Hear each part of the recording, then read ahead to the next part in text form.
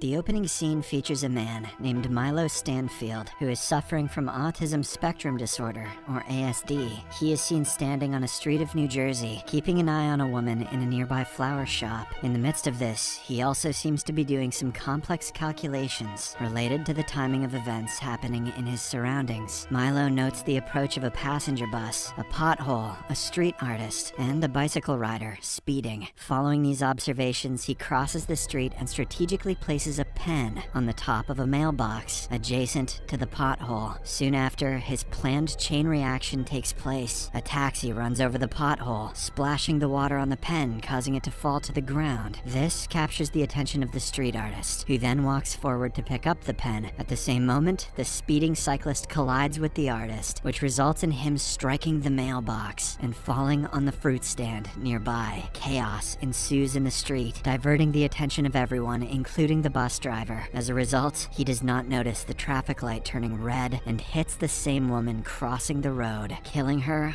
on the spot, and people say math isn't dangerous. Milo then walks away from the scene after confirming that his plan went smoothly. The scene then cuts to an FBI special agent, Olivia Dunham. She works for the Fringe Division of Homeland Security, specializing in paranormal phenomena. Olivia seems to be returning back to work after a long gap due to her head injury. As soon as she enters the Fringe headquarters, she is greeted by one of her fellow officers, Charlie, who is the supervisor of the team. In the meantime, the chief of the agency, Walternate Bishop, is talking to one of the lab assistants, Philip Broyles, regarding Olivia's return. Philip says that she is a doppelganger named Faux-Livia and expresses concern if they can integrate an imposter in their team. Here, it is revealed that Olivia, who is inside the office, is not the real one. She is in fact an imposter who has been brought to fulfill the place of the original one. Walternate then reveals his motivation behind keeping Faux-Livia in this universe and implanting the real Olivia's memories into her. He claims that Faux-Livia is the only one who can travel between universes without any harm. Walternate wants to figure out how she can do so.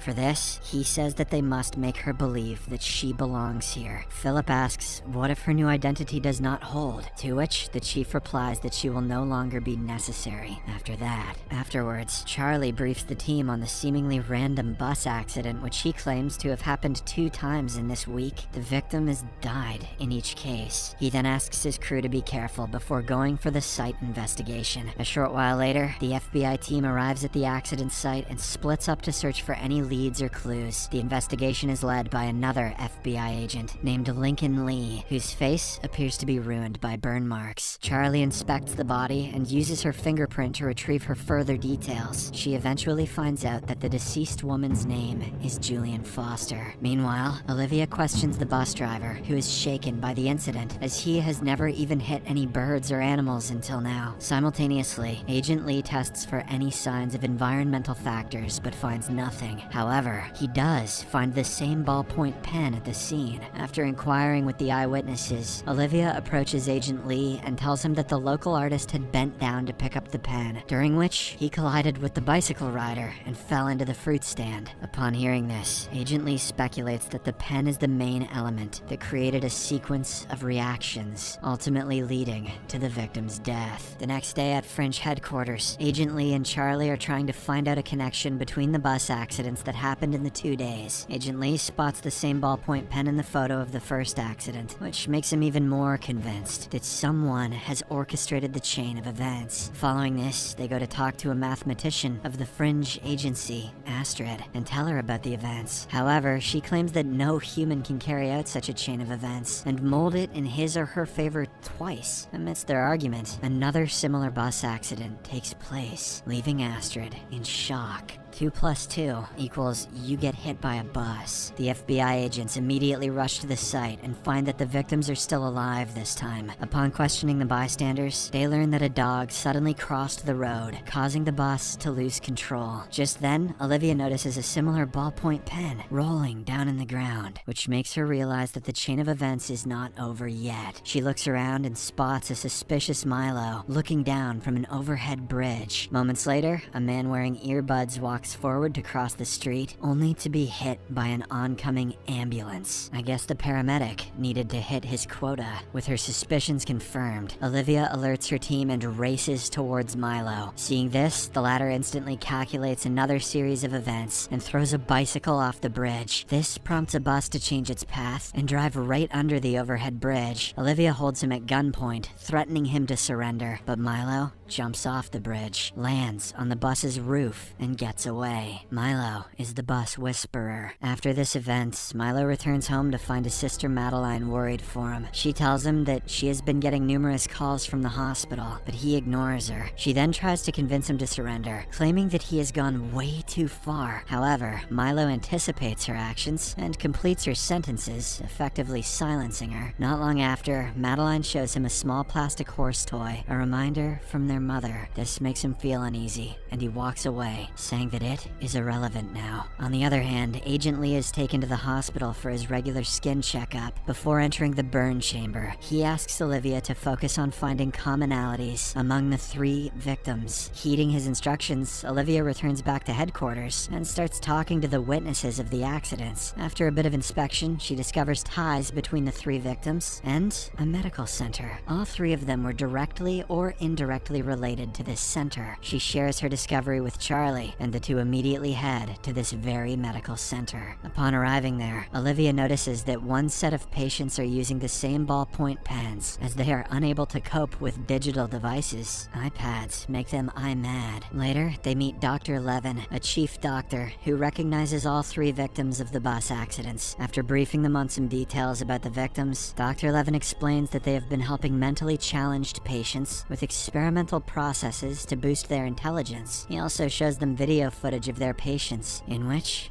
Olivia spots Milo. Upon inquiring about him, Dr. Levin responds that he is one of their patients who also went through the same drug trial that boosted his IQ exponentially. He goes on to say that Milo was released from the hospital under supervision of his sister, and that he was scheduled to return back in order to reverse the experimental process. But now, he is not responding to their calls, and he is killing everyone who is trying to take control of him. After learning about Milo's sister, the FBI agents decide to pay her a visit. Unbeknownst to them, Milo is keeping a close eye on Olivia, noting every single pattern of her movements and predicting her next move. Later on, Charlie and Olivia arrive at Milo's place, where they are greeted by Madeline. They ask her about Milo's whereabouts, but she claims to be unaware of them. Sensing that she is hiding something, the agents tell her about the crimes he has committed and how dangerous it is to let him roam free. While Charlie goes to investigate Milo's room, Olivia shares about her late sister, revealing how they used to care for one another. This comforts Madeline enough to share more details about her brother. She explains that Milo is able to predict the outcome of numerous events, down to the smallest detail, and that she can break Milo's concentration only by showing him the toy horse. Whenever he sees Bullseye, he gets a Woody. Olivia eventually manages to persuade her to disclose anything she knows, emphasizing that they are concerned for civilians, as well as Milo's safety. Madeline then hands her a note revealing the location of the hotel that Milo is currently staying at. After this, Olivia and Charlie discuss plans with Astrid on how to capture Milo. However, they soon realize that any plan would be futile because he can predict their every move. As a result, they opt to approach the hotel directly, without any backup. I don't know how that's going to help, but they know best. In the meantime, Milo is seen at his hotel room, looking down through the window and envisioning scenarios that are going to happen in the next few minutes. With his ability, he predicts that Olivia and Charlie will arrive soon and that they will chase him. He also calculates that he can kill Olivia by luring her through a marked zone of a construction site where the air is too thin and crushing her under a load of cement bricks. Just like he predicted, the 2 FBI agents arrive at the hotel and find Milo waiting for them in the street. He then runs towards the construction while the agents pursue him. Olivia, who is unaware of the warning signs for the thin air zone, races through it instead of of stopping to put on a respirator. This actually makes Milo's calculation wrong. He didn't think she'd be that dumb. In addition, she also dodges a pile of cemented bricks, which Milo assumed would crush her. The villain is shocked to witness his calculation going wrong, and is ultimately caught by her. At this point in time, Olivia nearly asphyxiates herself due to the low level of oxygen. But thankfully, Charlie arrives in the nick of time and helps her with a breathing apparatus. In the aftermath of these events, Charlie asks Olivia about why she did not stop to put on a respirator, to which she responds that she did not recognize the warning sign. Later on, Olivia brings Madeline to the hospital, where Milo is seen interacting with a supercomputer. According to the doctor, the IQ-boosting drug has been in Milo's brain for too long, due to which they are unable to carry out the reversal process. Now, his mind has become so advanced that only machines can comprehend his thoughts. Saddened by this news, Madeline goes inside the room and leaves the toy horse in front of her brother. The same evening, Olivia is at her place when she experiences a vision of Peter, her boyfriend from another universe. He tells her that she does not belong to this universe. In order to back up his claim, he reminds how her lack of knowledge regarding this universe saved her life earlier. According to him, she would have died if she had recognized the warning signs and stopped there. Peter encourages her to try recalling all of her memories, and also kisses her